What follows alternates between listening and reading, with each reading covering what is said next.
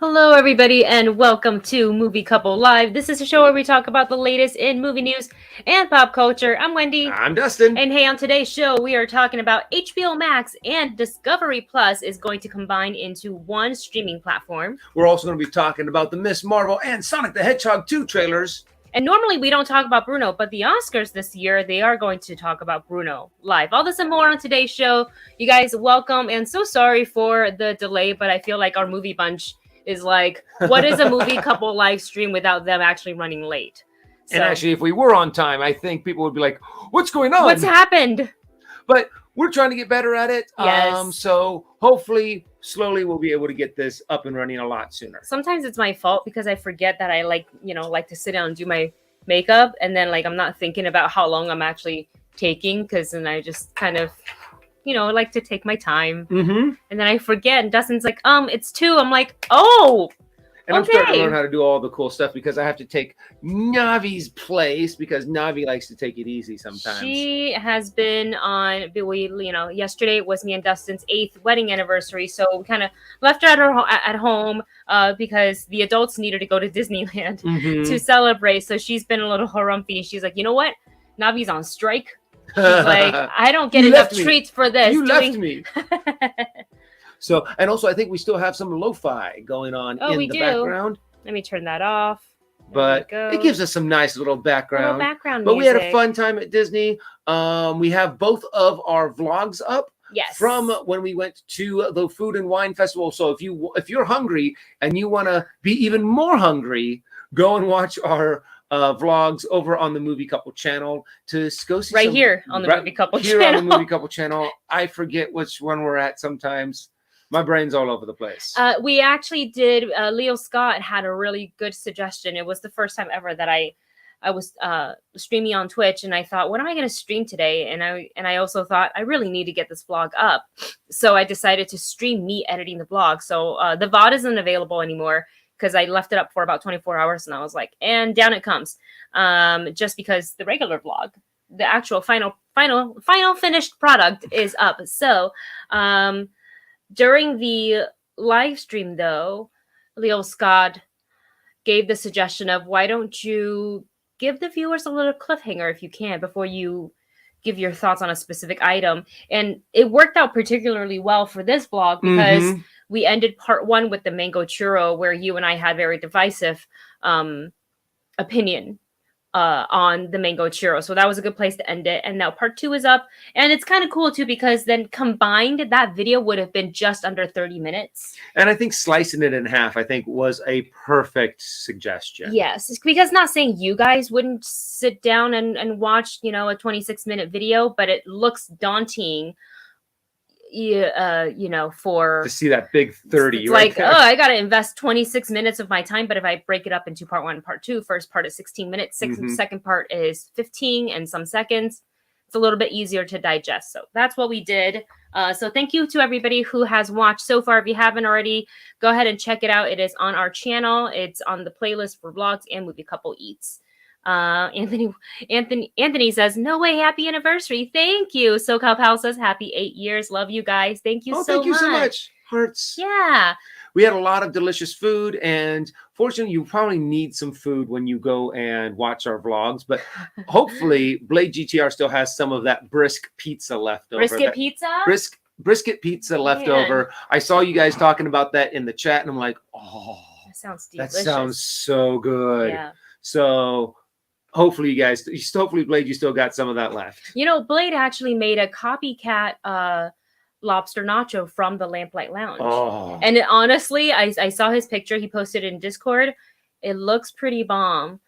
We actually ordered that yesterday. We booked our anniversary dinner at the Lamplight Lounge. We were this close to being late for our reservation. Luckily, we were okay. We made it.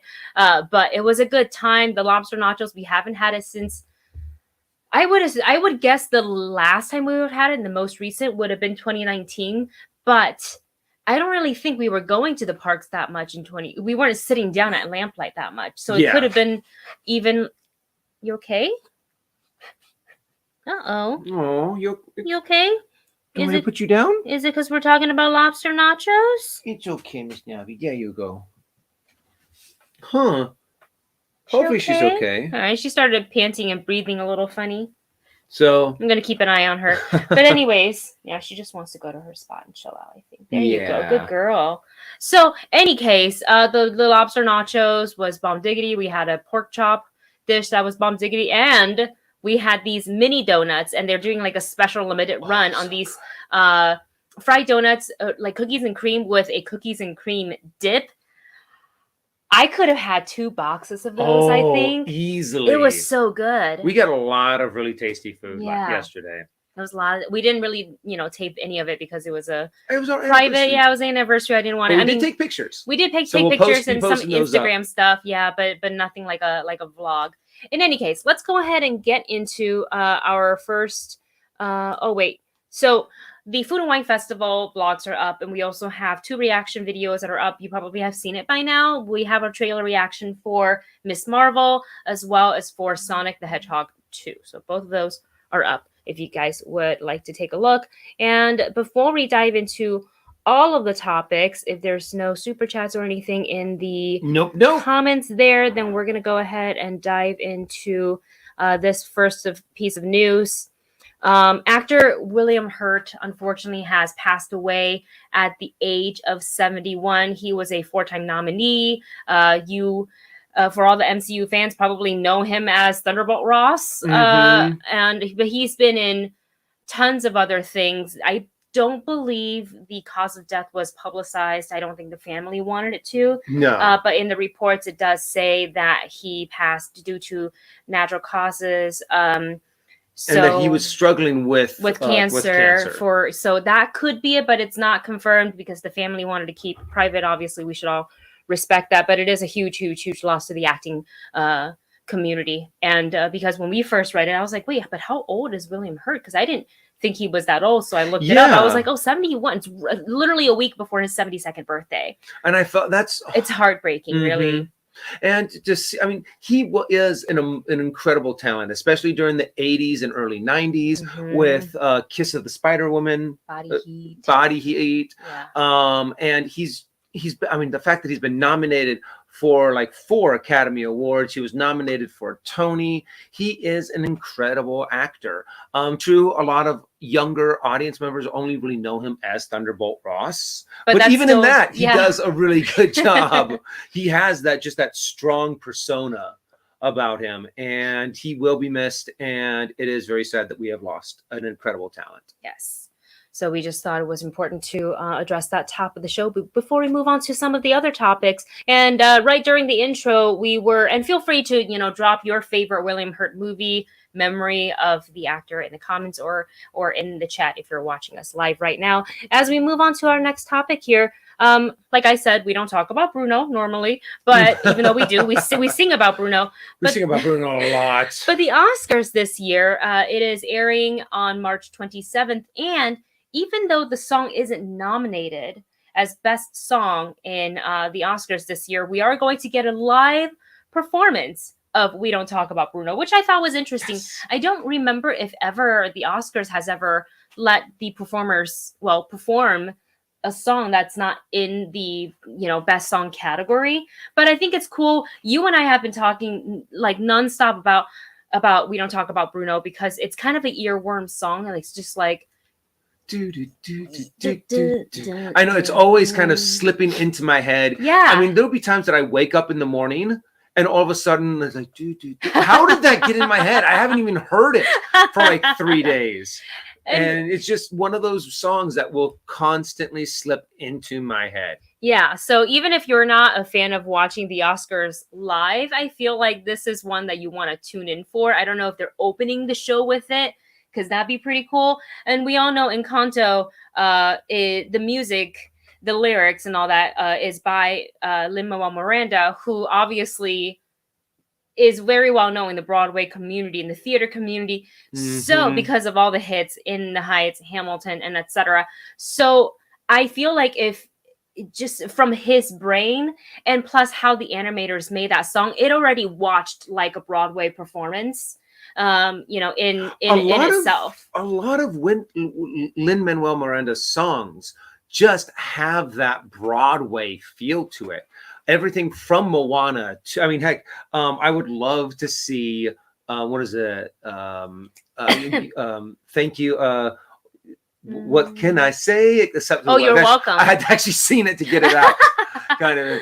I mean, that's very a very good Broadway kind of feel song, and just Bruno and Encanto is just one of those animated films that you can really just take and throw up on Broadway. I think to be able to have the songs, the dancing, the music is just amazing.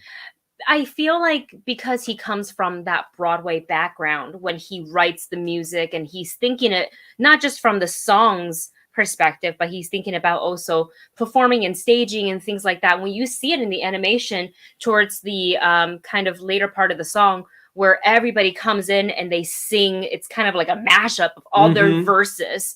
And that's a very Broadway approach, in my opinion. Like, I really, really like that. And I can just see the Hamilton turntable stage coming at the very end, and then and Bruno's in the middle, with everybody. Like, that's I don't know if they're going to do that for the Oscars, but that's just what I pulled from Hamilton. I think looked really cool. Bruno would also be a really fun character to play on Broadway, because they would just constantly kind of have him in the background, especially running around. In during Dolores's verse, especially this part, where he's like bopping to his own song. Yeah. I wish I could play the music right now. I can't because of copyrights. So if you are a big fan of Encanto, of We Don't Talk About Bruno, look forward to that. For the Oscars this year, March 27th, I don't remember what time. I assume it's like 6:36 p.m. PT or something like that, because usually red carpet for all the fashion stuff, usually it's about like the pre-show, it's about 5 o'clock. So that's what I would assume. But yeah, anyways. Keep your eyes on that as we move into, oops, I'm sorry, I left the William Hurt thing on there. As we move on to the next topic here. So it's funny, Dustin and I just the other day were talking about how many streaming platforms we are subscribed to. There's Disney Plus, there's HBO Max, there's Netflix, there is Hulu. If you don't have that in a package with Disney Plus, there is Paramount Plus. We don't have that one. There's Peacock. There's Peacock. Apple TV. Did you say Apple TV? I have Apple TV Plus still, because I like all the shows on there. But there's just like a lot, right? Yeah. There's a lot. So according to Variety, HBO and Discovery Plus is going to be combined to one platform. And now I don't know what that does for. I don't remember where that part was in the article as far as money goes. But I do like that you log into one, you're going to get both. Yes. And not this whole bundle thing to where one of the big things that Wendy and I have to do every time we want to sit down and watch something is like, okay, well, what do you feel like? Something from Netflix, something from HBO, something from Disney Plus. And we're like, okay, well, which system is it on? And which one are we going to, which one do we have to turn on? And sometimes I'm like, okay, I turn on the Xbox. Oh, wait, no, it's on the PlayStation. Yeah, something weird. So like that. I'm always kind of like, I like it when they like combined everything into one. But there is one thing that does make me really nervous, and that is when big companies really do start to eat up a lot of the smaller companies. Kind of like Monopoly. They're getting more and more monopolies to where it's going to turn out to be just like cable, where it's just, okay, you get to choose from these different channels and that's it. Can be just as expensive. Remember cable? Remember that? So Discovery, it's about to become Warner Brothers Discovery, I think by the time we hit next month, because its merger with AT&T Warner Media will close, and that is the plan. It's been confirmed that they are going to merge those two streaming services, which makes sense. So instead of having like the two in a bundle, let's just make it all one, since the company itself is merging anyways. So for me, I think that's kind of cool. We have access to Discovery Plus. I don't really watch too much on there other than like the Ghost Hunter stuff. And that's on a rare occasion that I find time to watch something else other than the things that I do have to watch for. So currently, right now, just for pricing, Discovery Plus costs $4.99 a month with ads. Or if you want to do without the ads, it's $6.99, which isn't too expensive. And then HBO Max, $14.99 is the one that we pay for because I don't like ads. Yeah. Can't deal with it. I do not like ads, especially when you're paying for something. Yeah. You should not have to deal with ads. Yeah. So we're like, you know what? We'll just pay that extra, $2-3 a month. Yep. And be like, no ads. Yeah, because sometimes they get out of hand with the ads. Like Hulu is a great example of what not to do when incorporating ads. Like I'm sure the advertisers love it, but as a consumer, I get so sick of it, I just immediately want to turn things off. So you guys let us know how you feel about this merge, and do you see more and more things like this happening as it looks like studios and things like that are merging and taking for one Discovery Plus and HBO Max, which I think it makes sense for this merger because I feel like Discovery it's kind of underneath the Warner yeah, Brother.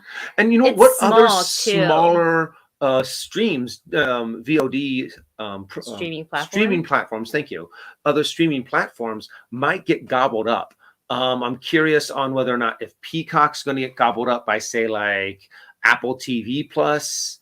I'm wondering because it's just going to consolidate more and more until you have the big companies like Disney, Warner Brothers, Sony. You're going to have the big studios that have their streaming platforms, and then they're just going to be like, okay, you're too tiny to exist on your own. We're going to take you. Yeah. So let us know what you guys think about that. Debbie does say here, some of us who gets HBO Max through cable, I wonder how Discovery Plus affects that.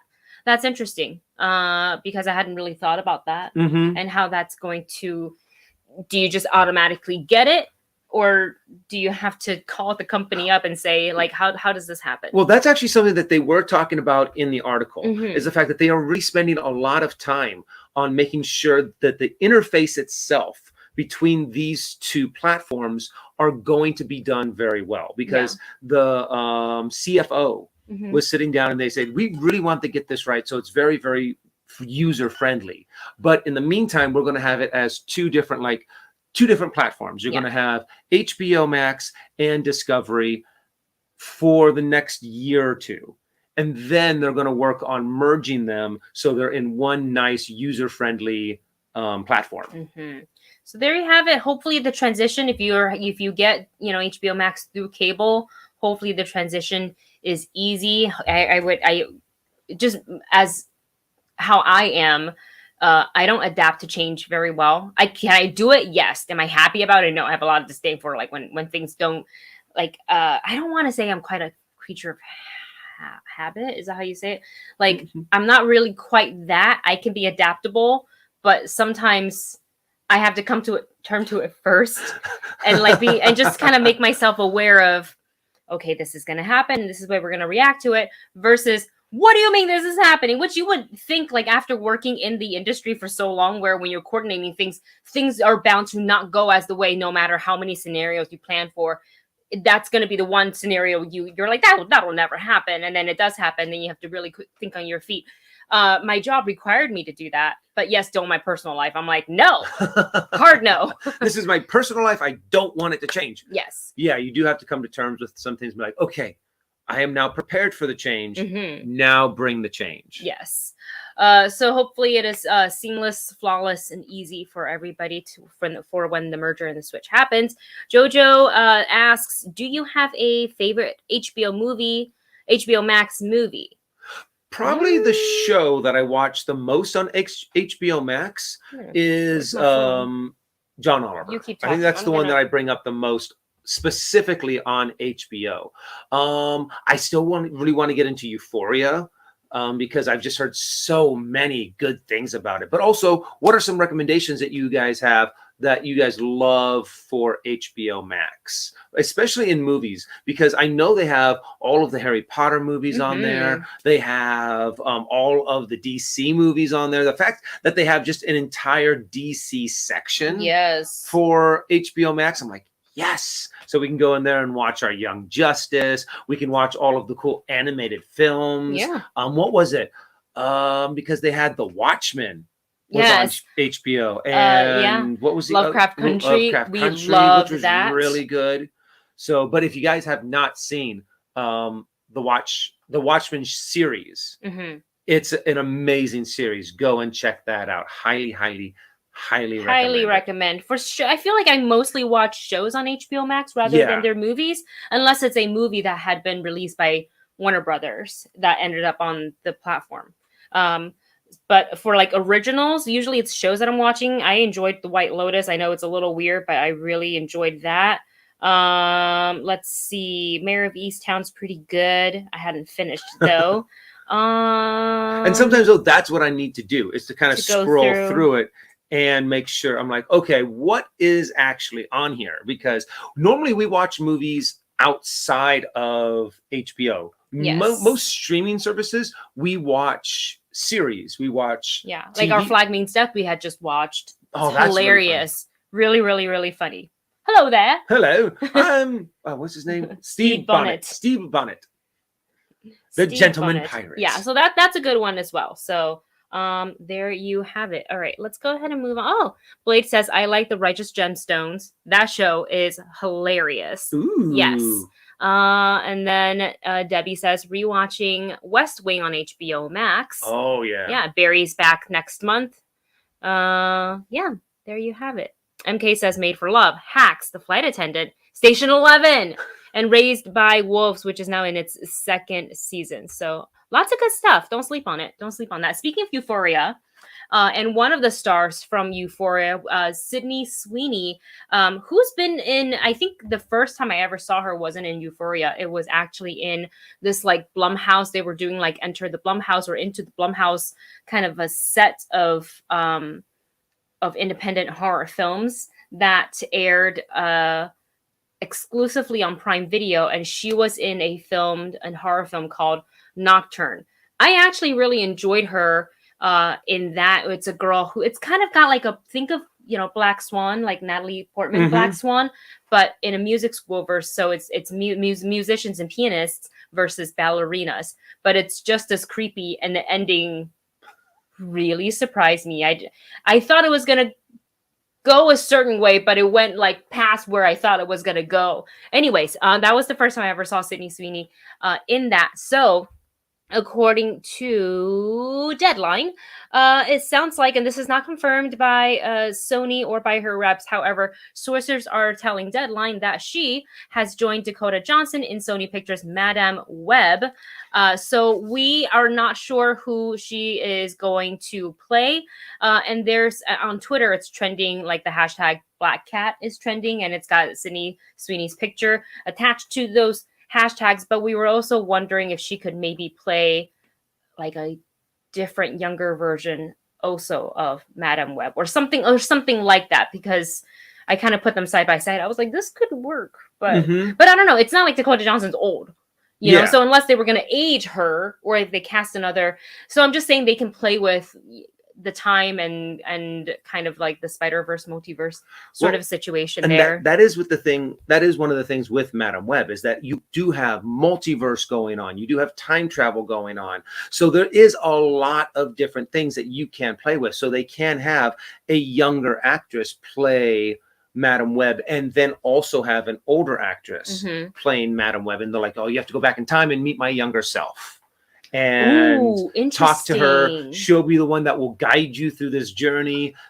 Everything goes well. I know, I remember it, Mhm. kind of a thing. So I really think that this is great. The fact that we're getting Madam Web, the fact that we're getting Black Cat, two big fan favorites in the Spider-Verse is exciting. The fact that they're expanding the Spider-Verse so much, and anytime you add talent to a project is always She's really, a really good. good actress. She's a really, really talented actress. I was so mad. I was watching Nocturne. They had like a special it was a virtual premiere. So I was watching and people were in the comments were like not being nice about her. And I was like, she was fine. She was great in it. It was exactly what the character called for. Whatever. Anyways, I wonder if they're like opening mouth, inserting foot now that they're watching her on Euphoria. Mm-hmm. And also, Debbie puts in a really good idea too. Yeah. Maybe Spider-Gwen? Live Wait action Spider-Gwen? a minute. Oh. I think that would be really cool. Hold on, let me pull up She does. I think she looks a lot like she could pull off a Spider-Gwen. Debbie, I don't hate that idea like at all. I don't hate. I really enjoy her as an actress, and you know what? Why not? Mm-hmm. Why freaking not? Wait. Okay. Well, we're gonna have to circle back later on when they reveal more and more information from Madam Web and see if Debbie's prediction could be correct. Her theory. And it's always so much fun when they don't really give us much information. So that means it's speculation time. It's Mephisto. Exactly. Doesn't matter what universe we're talking about. It's Mephisto. And technically, they could do that because Mephisto really is connected to the Spider-Verse. So even though he is a Marvel character, I think Marvel does have the rights. He does have a lot of interaction with Spider-Man. So maybe they can borrow. I think it'd be kind of a funny little joke or gag to be like Mephisto, like something is trying to escape. It looks like Mephisto from the comic books, and then they like what is it, like Spider-Ham takes a hammer and smashes him, and then he goes back into his realm and is trapped again. So it's like just a little joke of Mephisto's not getting out. Yeah. So we will see. That's really interesting. I like that. Before we jump into our super chat from Marvin Martin, I do want to call out Jacob's comment in the chat there. Thank you so much. Of course. You haven't seen Warrior? Yes, we have seen. I've seen Warrior multiple times over. God, I love that show. So I can't believe I didn't even like think about it. I wonder if there's a dissociate of like, because season 1 I think wasn't aired on. I think it was on Stars. It was on something else. It was on something else acquired. besides HBO, right? And then HBO acquired it. And then they gave it a second season, and I believe they are still working towards a 3rd season, right? Wasn't there? Oh yeah, there's talks about it. I mean, it's an it. Amazing show. I mean, from the little bit that I've seen, but I want to sit down and then like binge it with Wendy after we finish all of the other binging. Yeah, I gotta binge Killing Eve first. You gotta do that. Yeah, I gotta do that thing. All right, so before we move on to the next topic, let's go ahead and get to our super chat from Marvin Martin. Ooh, and thank you so much. What is it? That? I can't see because I don't have. I mean, I have my contacts on. But... I can't tell what that is. Well, whatever it is, it looks pretty cool. It looks pretty cool. Marvin's always got like a different avatar, PFP for all of our shows. All right, Marvin writes, Mickey Mouse is secretly the giant rat monster from An American Tale, wanting to devour all other platform when it's time. Sooner or later, they can't do anymore. I think because there's laws in place of like how many things you're allowed to acquire before it's like too many. Yeah. And I remember that's why the Fox Disney merger went on the deal went on for a while. It wasn't just because they couldn't reach a deal. I think they had to wait for it to pass the Congress or something. Yeah, they actually had to get approval from the regulatory system. I can't remember which Bob system Iger talks about it in his book. And so they were waiting on that for a while because it could maybe not go through. And I think that's one of the reasons why Fox News wasn't acquired, because they had ABC News already, because they had acquired ABC. And I think sports was also left alone because of ESPN, maybe. Well, and all that they acquired from Fox wasn't Fox News. It was just Fox Entertainment. Right, Fox, So like Fox the studio, Movies, the movies Fox studio. Studios, yeah. But I think I want to say that is one of the reasons why they also didn't get the news. Yeah. It's because they had acquired ABC years before. So yeah, I wonder how much more, like, if Disney were to acquire other platforms or studios or whatever, like how many more are they allowed to, because they do have a lot under them now. So I think they may be done with that for well, at and least also for now. that's probably the thing, is that more laws are probably going to come into effect because of Disney, because And of just plus- how big some of these studios are. Yeah. And they're going to be like, oh, sorry guys, you're too big. You have to start slicing up and make some of your other things that you have acquired independent again of once of the Disney studio and label, or it's sooner going to become the United States of Disney.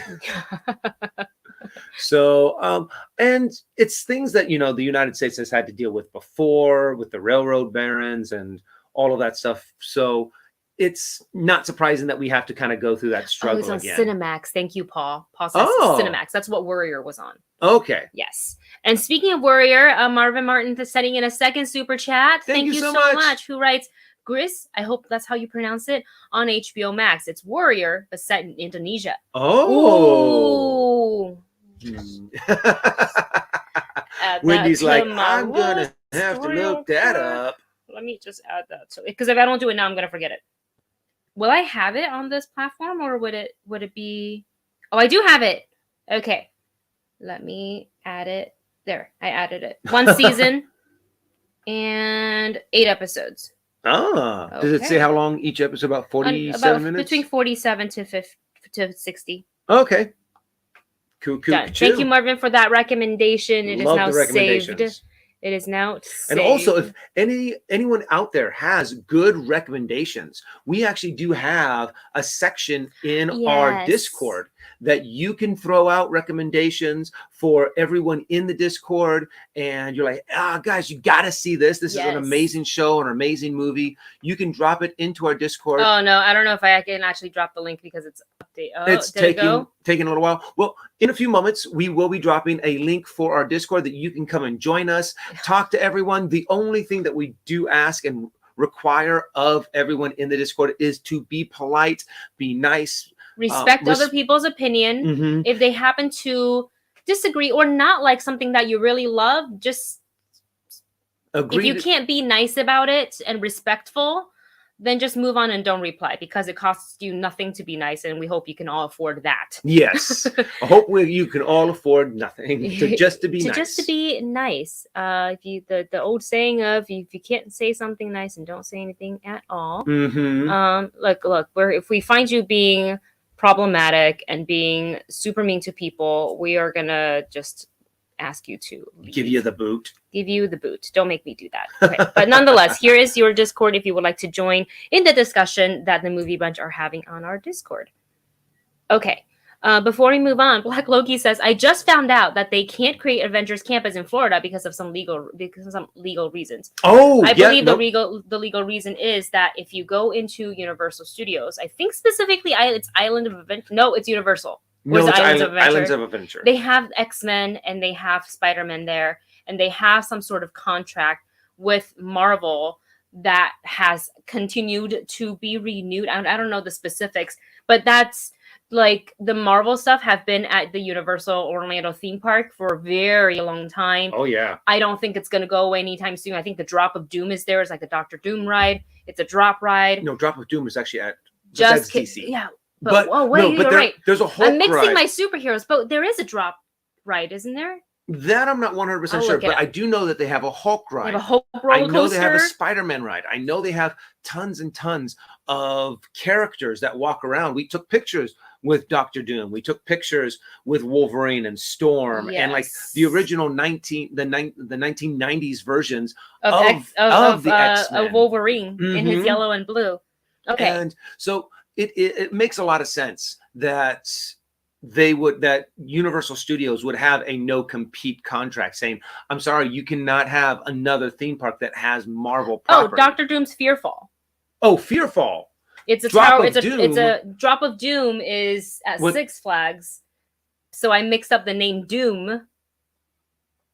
for, I guess, Yeah. the Superman ride but yeah, it is one of those, like, you ride up the tower and then you come down. They have the Incredible Hulk coaster, which is so much fun. I don't think I've gone on the Doctor Doom Fearfall ride just because I don't love tower. The only tower, I'm such a baby. The only tower ride that I'm actually okay with is Guardians of the Galaxy. And prior to that, it was, when it was Tower of Terror, I went on it. It's because you don't have to watch yourself go up. That's where the anxiety builds for me. As your soul leaves your body a little bit, the higher and higher you go up the tower. But with the way the ride is structured for Tower of Terror / Guardians of the Galaxy, you don't see yourself. You're going up, but you don't have to watch it happen. So I think that's part, and it's also much shorter.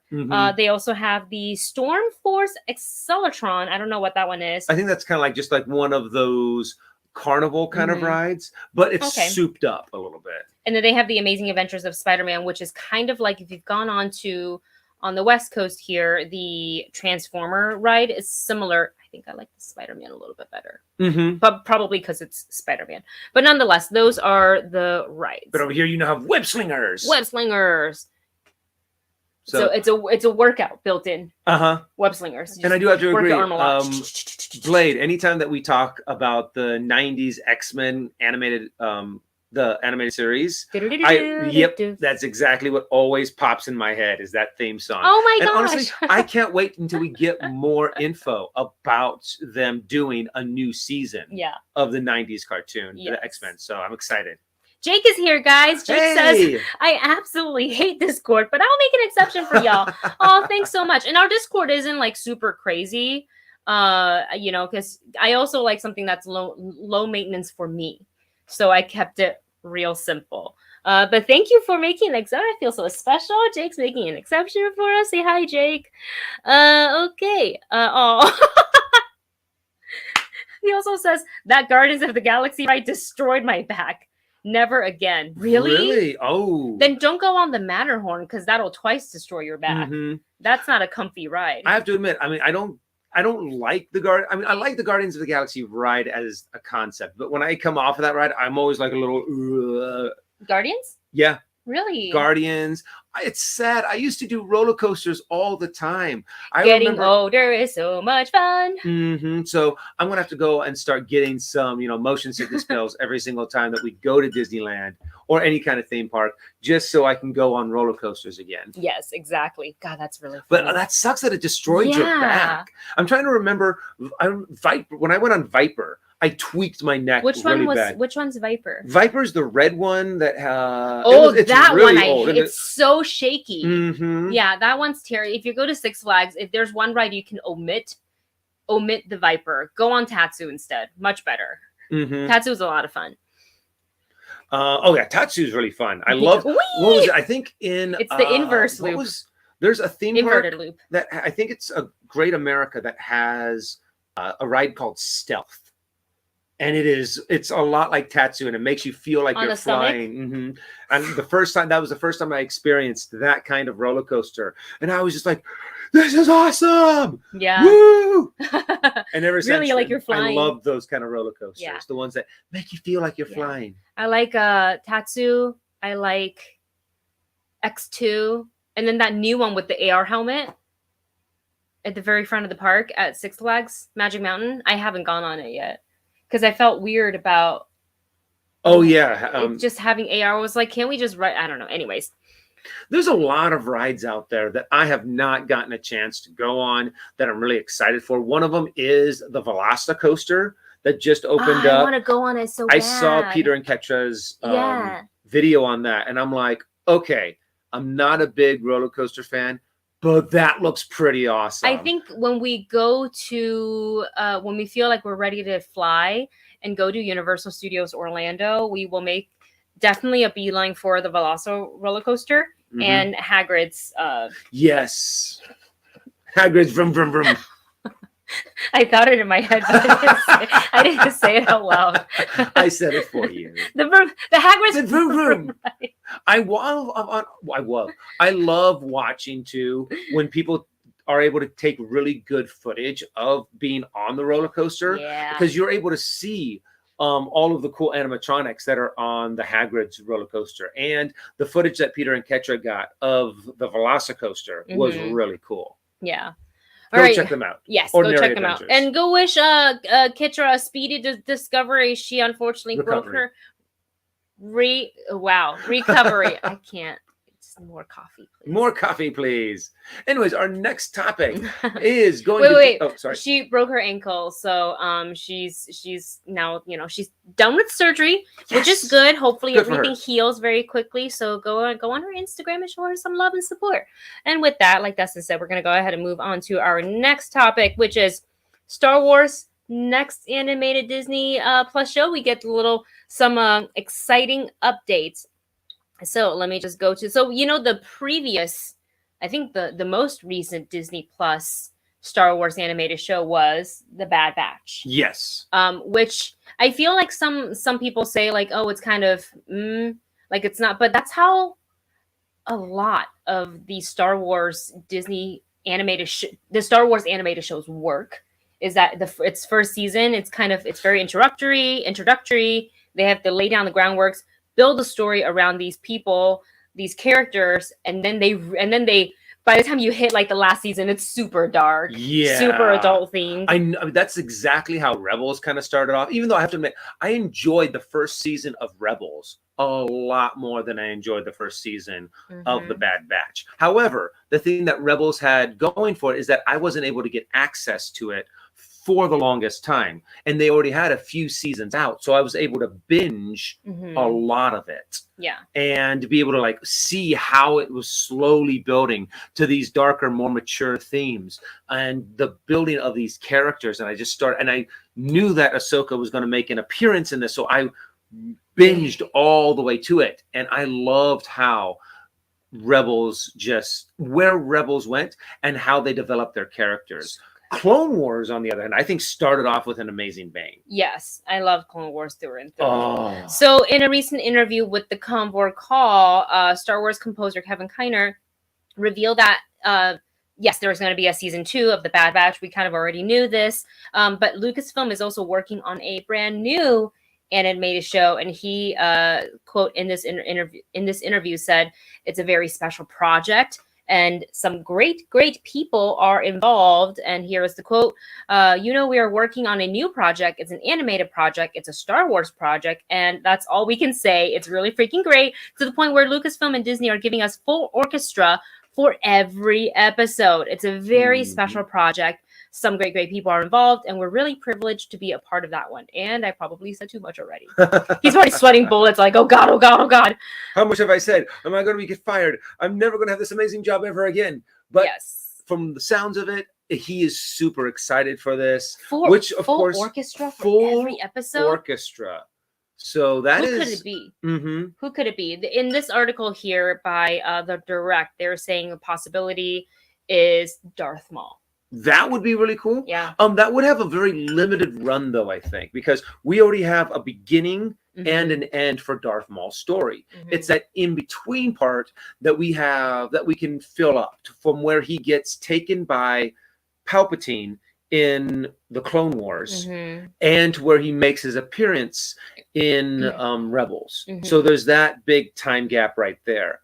I am just really excited for the second idea that they have, that if it's not Darth Maul, that it might be the Old Republic. Because the thing is, they had said that Sam Witwer is rumored to have done some voiceover acting recently. So they say that's what really runs the Darth Maul theory. Because he's obviously, you guys know, voiced Darth Maul in the past. But I would also like to point out that Sam Witwer is not just solely, he doesn't have just he's not only capable of just voicing Maul. There's other characters that he's voiced throughout Clone Wars as well. Yeah. If you go through the credits, like you'll be surprised to find him like, oh, that's Sam Witwer as well. It's like, yeah, he can do many voices. So, but yes, Darth Maul is the one that he is most known for, which is why people kind of go there. But then some other players, I think, the names are in the mix. These are rumors. D. Bradley Baker, who voiced literally everything. Every single all the clone. Every single clone. all the clones, a bunch of other things. Matt Lanter, with who we know voices Anakin Skywalker in Clone Wars. So the Old Republic might be a cool one. I would love to finally see the Old Republic brought to life in either an animated form or in a live action. That would really form. warrant a full orchestra. Mhm. Full orchestra in every Because that is episode. an epic story. Kudo! Sorry, that's not even Kevin Kiefer. That's literally John Williams. Yeah. Anyways. And I love, what is it? If you look up lyrics, funny lyrics to Duel of the Fates. Yes. Is the fact that you'll get corn on Fanta. the cob. What? Cola. So there's a lot of. I believe the original lyrics are actually in Latin, but I could be wrong. Yeah. Oh god, that's funny. I know we just kind of say whatever because we don't know the actual original lyrics, so we just sing whatever. We just make sounds with our mouths. But right now, I would love to see them expand the timeline a little bit more of Star Wars, because right now we do have everything is kind of taking place during the Skywalker era, whether it be from the prequels with Anakin to the end of the sequels with Luke. Yeah. So telling that story, it's all within that. What is that? That's about 3 generations.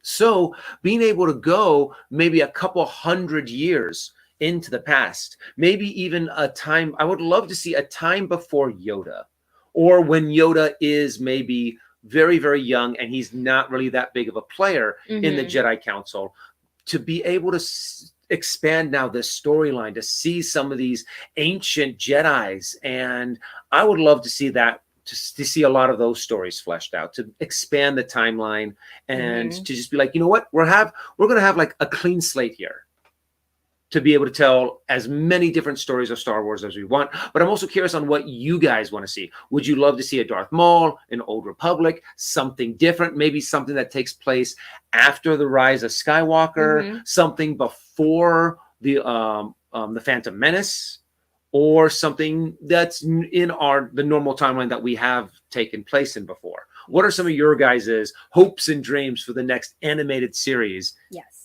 At Disney Plus. Yeah, let us know in the comments or in the chat if you're watching us live. And we have a quick question from Jason Strickland, who writes, "Hey Wendy, hey Dustin, how are you two doing? Just got here and forgot to I have to ask, what's this about Madam Web?" So we talked about this a little earlier. Essentially, we just heard that the news, Euphoria star Sydney Sweeney has been this is not confirmed via her rep. This is just via an article by Deadline, who have sources. And I would like to think that, Deadline's pretty reliable. Yeah, I think it's a Justin Kroll article too, so he's pretty good at chasing down scoops, I think. Let me just go ahead and get this bot out of here. Goodbye, bot. Nobody wants you here. Have a good day. No, don't have a good day. Just have a day. No. Just have a day. Don't come here. So Sydney Sweeney, is rumored to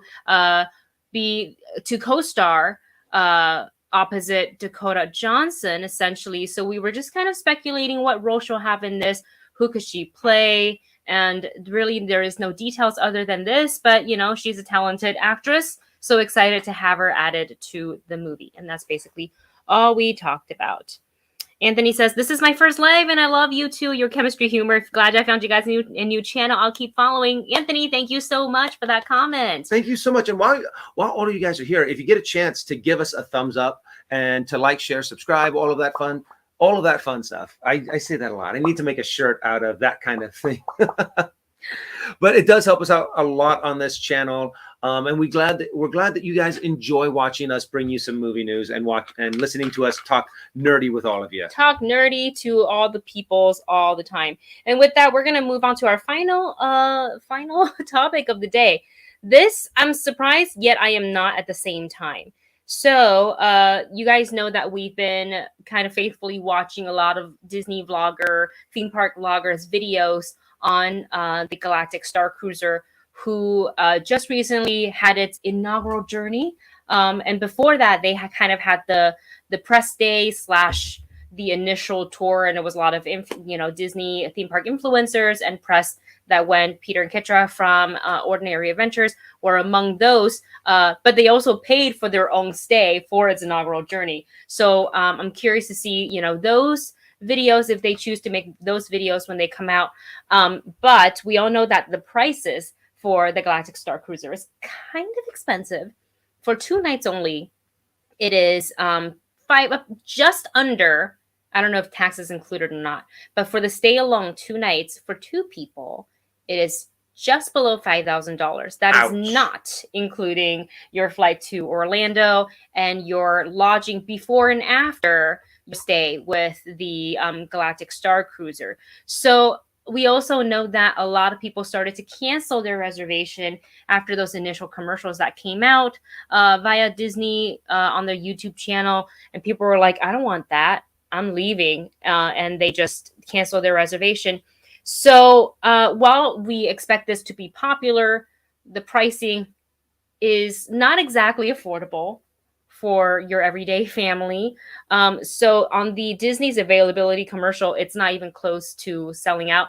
And overall, in the facility, it only houses 100 rooms. And they're not even able to fill that. Yeah, which shows that they are, I mean, if you can't even fill 100 rooms for only a 2-night stay, that's the big scare. I'm sorry. Even if you are a huge Star Wars fan, and we have heard great, amazing reviews about this experience, yes, $5,000 really knocks a lot of people out of the running for this experience. And I also think they made a big mistake in their marketing, is marketing this as a hotel. Yes, get out of my head. Oh. Yes.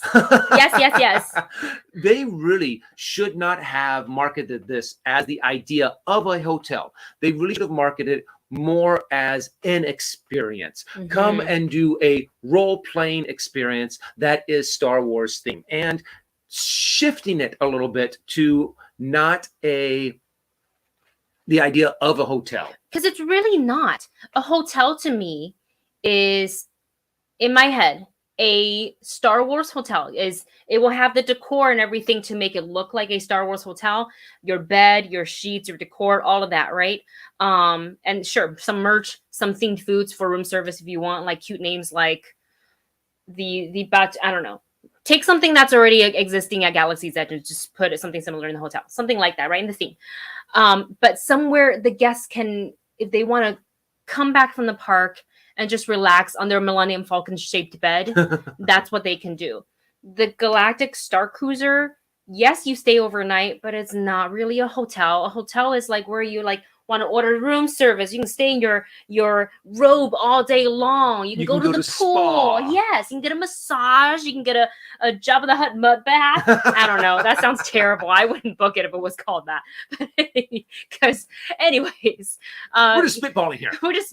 Disney. Don't take those ideas. Those terrible. They're not good for you.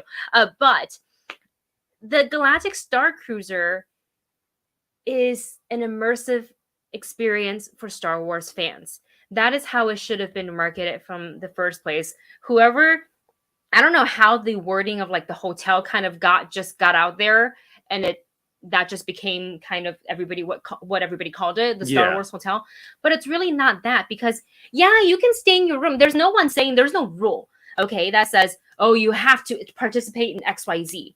But if you're spending $5,000 and you just stay in that room, I think you're going to be really, really unhappy. Yes, exactly. This is pretty much, you are going there to role play. You're going there to wander around. You're going there to interact with characters. It really is more of like a murder mystery dinner, but it's more of like a Star Wars mystery experience. Yes. So they really have to prep people to do the role play. I think it also would have been fun if they went with the role-playing experience aspect of this more in their marketing, but also to be able to kind of help people build their character. If they had something like, if anyone has ever gone to D&D Beyond, and built a character there, you could go on to the Star Wars Galactic Star Cruiser and ahead of time build your character, choose a backstory, write your own character stacks, and somehow have those character traits help you more while you're doing the experiences on the ship. So you are more in the mindset of being there to role play, to be there to interact with these characters. Because honestly, when I was watching some of the things that I saw on Ordinary Adventures, when I saw different vloggers showing things, I'm kind of like, oh, I would actually feel a little uncomfortable with the idea. If I went there with the idea of this being a hotel, I would feel uncomfortable being like, oh, I have to actually interact. I have to actually. What if you're like an introvert and you have social anxiety? This is maybe not the thing. Sure, you can sit back and you can just do the data pad stuff, but I think you won't get the full experience. So I think there needs to be, a proper, let's move people away from the idea that this is a hotel. Because I think Blade also said it. You can't just like leave your hotel. You can't just do that. You're there. You're stuck there. You're on. Think of it on a cruise. Think of you can't just like, okay, I'm gonna leave the cruise ship. It's like, where are you gonna go? You're on the ocean. It's not. It's so they don't. And in doing that, if they just allow people to leave at their, however they like, whenever they like, it would kind of break the magic a little bit too. So I think we got to start telling, having the guests who are looking at this, making them realize that this isn't a drop of your bags off at a thing and you just go and play at the parks. It's not that. Everything is scheduled. There's a story. You have to be somewhat willing to play along, participate, and believe in that magic. Yes. So again, like if somebody in your group has like major social anxiety, they're not going to enjoy their time there. Don't put them through that, and like don't spend your $5,000 on this. And there's also not a lot of people. Let me rephrase that. There are a lot of people who would love this experience. We would probably enjoy it. Oh yeah, we would enjoy it a lot. But we also do things like D&D. We do tabletop role-playing games. Beyond. We've done improv acting. We are actors at heart. But for most people, that is not the case. They want to be able to hang out in the pool sometimes. I mean, go to any hotel and look at one of the most crowded areas is the pool area. But none of that's available. And they have the climate. Oh yeah, that's right. The climate simulator. The climate If you need to go outside and get some fresh air, they have a climate simulator, which I thought was kind of cute. But yeah, so I did take a look at what their current calendar of availability are. So I don't know, maybe things changed a little bit from between the writing of this article, which was published on 4 days ago, and they updated on the 13th, so 3 days ago. Currently, looking at the planning calendar for Galactic Star Cruiser, it looks like it's actually pretty booked. Yeah, for March, April, and May. Oh, yeah. Fully booked in May. Yeah. And you know why? Spring break and summer vacation. So kiddies are out of school. Teachers are on break. A lot of people are on break. And this is the perfect time to go. And they're probably planning like, okay, we'll do some time here. And then we'll go to the park the next day. Like this is we're going to go visit Florida trip during the summer. I think that would be rough. If you're going to for your wallet, yes. If you're going to do the Florida trip, the Star Wars experience is pretty much the price of an entire week at the Disneyland resort. I'm thinking people had money saved up during the pandemic and they hadn't traveled, so they're just going to go do it big. Because if I was traveling from, I don't know, Seattle all the way to Florida, and I'm just going there for a 2-day stay and I'm not going to visit some of the other theme parks, like that's kind of a bust for me. And I know it's expensive. I know it can be really expensive. But like you're in Florida where a lot of the theme parks are. You have Disney World, you have Universal Studios, you have Busch Gardens if you want to go to Busch Gardens. Yeah. Amongst other things in Orlando. So like if I were to go, yeah, $5,000 to drop for just 2 people is a lot. And that's obviously the price is more for if you have a family.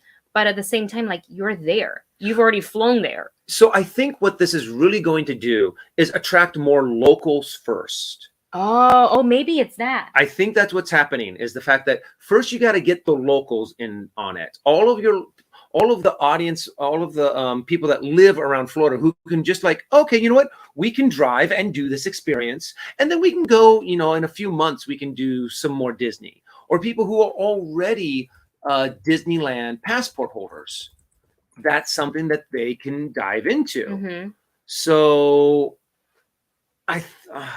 I just think they really kind of missed the ball on how to advertise Well, I what think this experience is. hopefully, throughout the summer, people are definitely literally everybody on social media these days.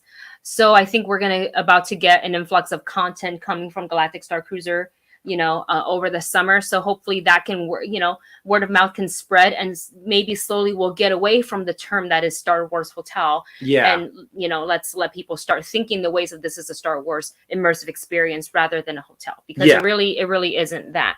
But anyways, for the timing, if you wanted to book, so there's 2 dates left in March if you happen to have nothing to do and $5,000 to spare.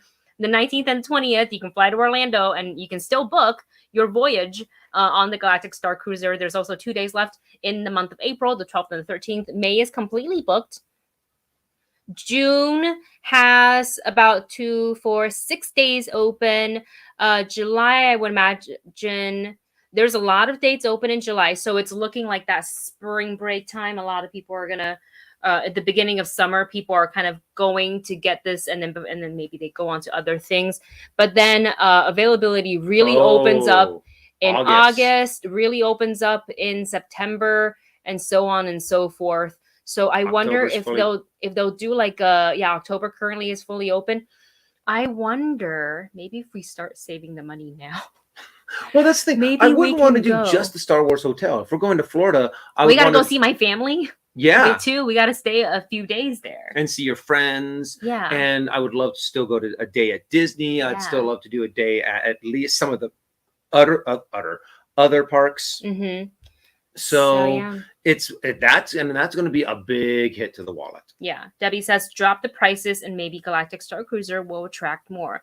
The 5,000 is a lot, and I get it. There's a lot going on. It's literally the actors have to be on 12 hours plus a day. Yeah. That's a long time too. And I don't know how they schedule their breaks because they're interacting so much with the guests all the time. Like if you watch Peter and Ketra's videos, all the actors are always there. So like, what is their day rate per hour? Because they're working these shifts. And I don't remember. And it has to be the same actors for this group. Yeah, you can't just all of a sudden like it's a different captain.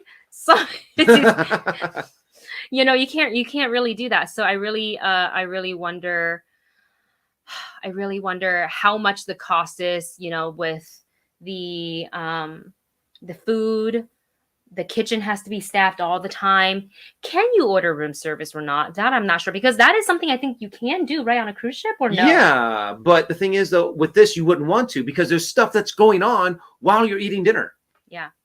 So yes, Hua says YOLO. Let's only live once. Let's YOLO and let's book a trip. I think the second I hit confirm, I would have severe buyer's remorse. Yeah. I would have severe buyer's remorse, because right now I don't think financially is the right time for us to go. We're also hoping that we can save up money. If we get approved to go to TIFF, I would love to go to TIFF.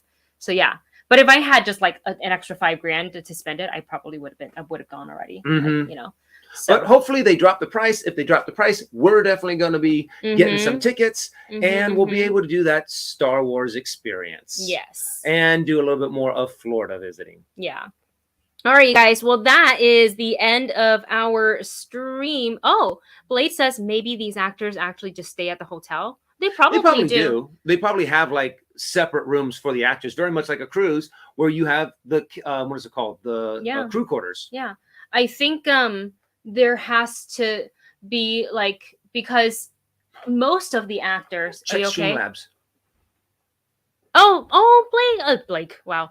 I was trying to say Jake, and then anyways, my brain. Let me take a look at our Streamlabs. Thank you so much. I should have had this open from the get-go. Is that honestly, we actually don't get very many Streamlabs, so we kind of forget about it every now and again. But thank you so much. Thank you, Jake, for getting us back into the habit of looking at our Streamlabs, because we need to do that. And thank you so much for your contribution. And thank you so much for helping us out with it, helping out with a donation. Because are they technically called donations on Streamlabs? Because that's honestly the best way, one of the best ways to support the channel. All right, hang on, give me a second. Technology. It's because I change my password all the time. I have a reminder on my phone that'll tell me, "Did you change the password for this?" That's so they're always like changing, and I never remember exactly what it is. Okay. There we Hold go. on.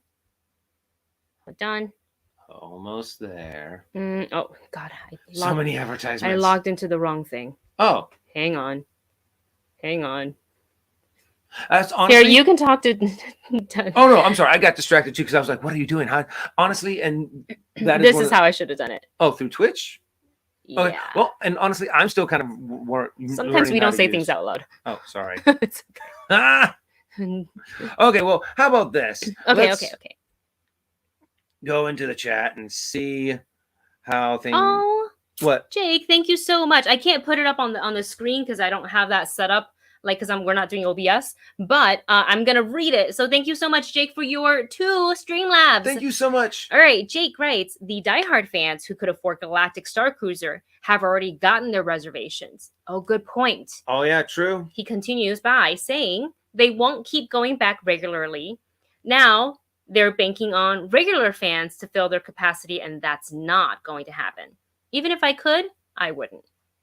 That's actually true. The hardcore fans, that's kind of like us. Like, remember when Galaxy's Edge first opened? We're like, we got to go and get that reservation so we can go and see the land. You're right. The hardcore fans who has the money at their disposal or have been saving up for this is like, yes, take my money right away. Yeah. And they can afford it, so they go and do it. Right. They can afford it. You're absolutely right, Jake, about that. And some of the regular fans who are just like, if you're just like, Star Wars is cool, but you don't live, breathe, sleep Star Wars, I think dropping that 5,000 or more, depending on the size of your party, is going to be a bit much. Yeah. Yeah. Well, and also we'll see what happens that. once, what is it called? The next couple of months go by. Once May passes us and we're starting to make June, July, and August, and to see if those still don't fill out.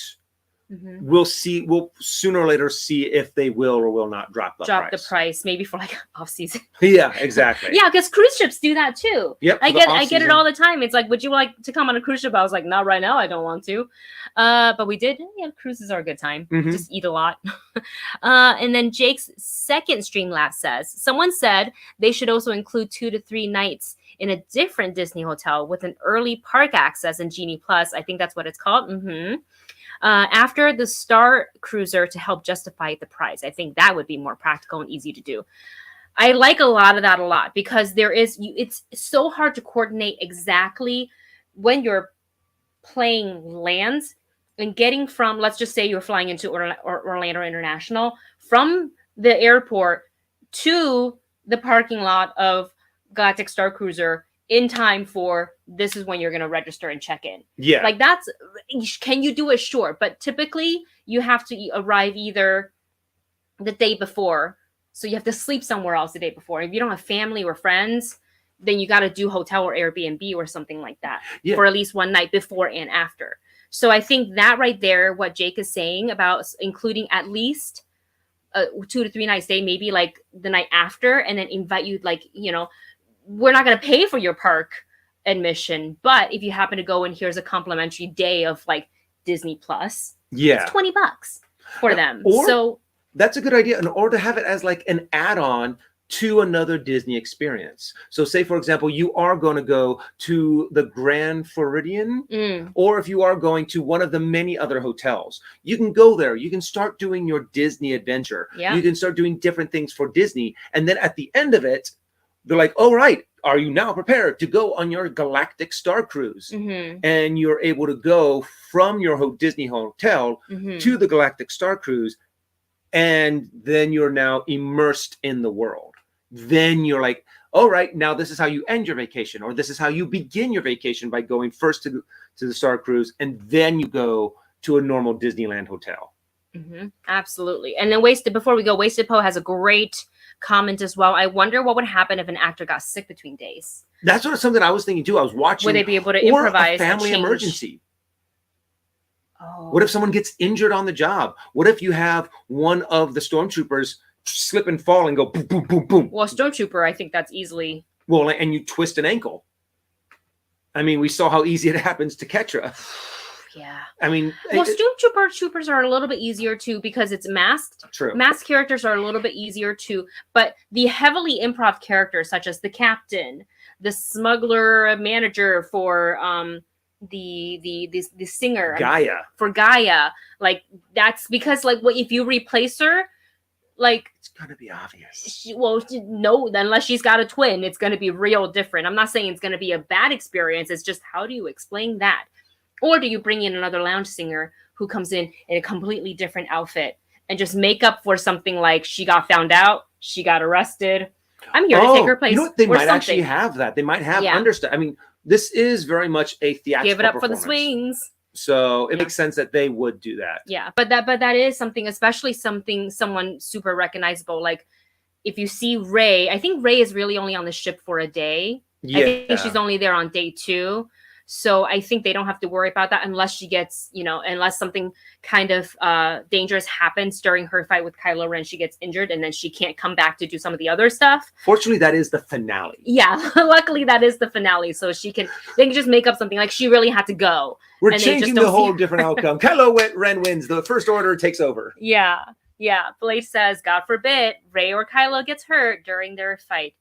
I always worry about that because no matter how much you practice, and that's why rehearsal is so important, but something can happen. You and I know, having done many a kids parties, we've seen our friends who they used to have this awesome sword fighting Zorro and Elena show at Universal Studios Hollywood. They took it away. It was such a cool show. But we had friends who were cast as Zorro and Elena, and literally and Elena fell during their show because somebody threw, not on purpose. Okay, not on purpose. So do not do this to live actors or costumed actors ever. But a half empty opened ketchup package was on the floor because people eat and they walk and sometimes things fall and they don't realize or they're not in the habit of picking it up.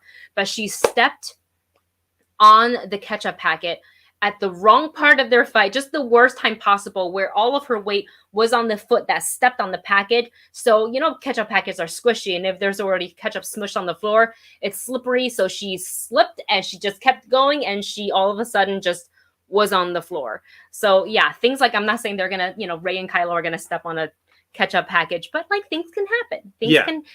Sometimes you step down wrong on an ankle and it's twisted. Like I've injured myself way more just walking around than like ever in a Taekwondo. I've never gotten injured, knock on wood. I've never gotten injured in Taekwondo class or sword fighting or doing any sort of like stunt classes. But God forbid, I walk down the stairs to get mail, I twist my ankle. Honestly, though, I mean, I can see that Disney would plan in advance for something like this to happen. Mm-hmm. It is, every stage production does it. You have understudies, you have fail safes, you have what happens if there is a family emergency and one of the characters has to leave and can't come back the next day. So I'm pretty sure they have something set, and honestly I would love to talk to one of the cast members after a few months or a few years of them running this and be like, hey, how exactly did they structure this? How did they do this? How did they separate the groups? Because you can only have one group. You can't have a group that comes in on Friday interact with a group that comes in on Saturday. And you can't have that other group mixed with a new group that comes in on Sunday. You have to have all of these different groups separated with the same actors, different actors playing same roles, different night. So it's like it's just a huge cluster to keep organized. It seems like to me, based on what we see in the calendars, they're blocked out in 2-day schedules. So it's probably these actors get 2 day on, 2 day off, 2 day on, 2 day off. Yeah. Probably so they can rotate unless somebody calls in sick and then they'll call back one of the other actors and say, hey, like this person can't make it. Are you able to step in? And then they'll take your next shift or something like that. I'm sure everything is kind of scheduled out as far as like Disney goes, but yeah, that is something to consider. And the actor who plays the engineer, Sammy, he's actually on TikTok. So he doesn't give away too much of like the backstage information because that's, I'm sure, like super secretive. I'm sure he's signed NDAs on how all that works, but he does talk about how much he is really enjoying the experience, how hard they really worked on all of it. I imagine just the months of test runs and rehearsals and exploring literally every scenario. But like, I think Disney tried to break their own system. Probably. I hope so. Yeah, just because you have to test. It's like it's, you know, like we said, it's D&D, right? So a DM To the max. To the max, because it's not just a table of 4 to 6 players. It is 100 rooms worth of guests. And you're going to have those people, those guests that are deliberately trying to be jerks. Yeah, exactly. Oh man, Jake says they had ketchup packets a long time ago in a galaxy far, far away. Wasted Post says, sure, they just call them something different, like Life Day packets. Oh my God.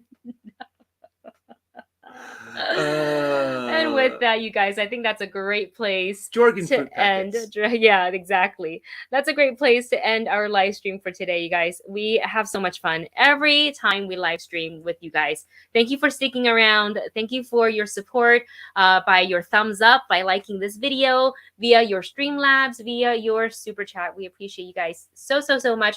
We will see you all on Saturday for another fun time. I don't know what we're really going to talk about because I feel like news are a little bit light. As soon as the awards, the Oscars is over and they start really kicking into full gear, that's when like things will ramp up and we'll have. Yeah, but the industry is still, you know, slowly like they took a little rest and then they're not that they stopped working. It's just a little bit lighter. But anyways, maybe something fun. Maybe I don't know. Maybe we try to download Jackbox. And we try to play with the people or something like that. I don't know. I've never run something like that before, so we'll see how it works out. I feel like I'm just currently, as I'm saying this, I'm like, you're biting off more than you can chew, Wendy.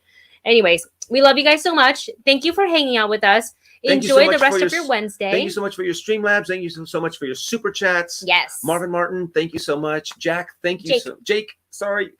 Thank you so much. And we will catch you guys real soon. Bye, everybody. Talk to you soon.